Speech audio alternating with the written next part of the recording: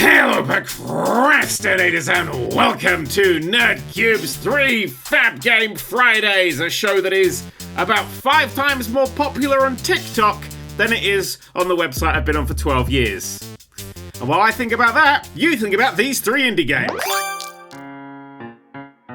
Birth is an unsettling little puzzle game about helping out around a quiet, creepy little town and then using the teeth, bones and organs you find to make a new friend. Aww.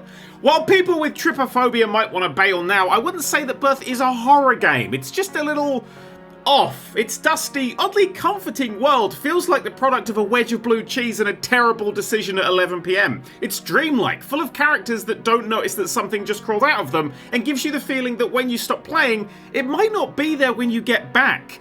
As you poke around Birth, you'll find puzzles. These range from puzzle game staples like organising a shelf, to spotting mistakes in a pattern, to some bizarre ones like making a cup of tea from spiders or cracking open an egg to find a hairless rabbit holding a strange object. Logic does have a place in Birth's puzzles, but just be aware that it's not a logic that you might be fluent in.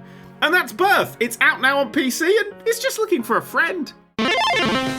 Rollerdrome is Tony Hawk's mixed with murder and features more slow motion than Baywatch the video game. If the game you would pick to challenge death with is Pro Skater 3, then you need this in your life more than oxygen.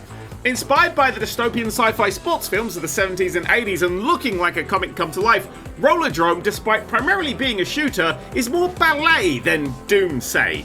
Your pistols hold just 12 shots, and protagonist Kara Hassan left all her spare magazines in her other regulation boiler suit. So to kill the 20 or 30 enemies in each level, you're either going to have to ask them all nicely to stand in a line, or gain more ammo as you go. Luckily, Kara's guns refill every time she performs a trick. So not only does flying off a ramp, crashing through a pane of glass and performing a backflip nose grab look cool, but it also means that you can shoot some of the missiles following you, saving you from a trip to hospital. Well, the bits of you they could find at least. And that's Rollerdrome. It's out now on PC and PlayStation, and it is the best game of 2022 that you haven't played yet.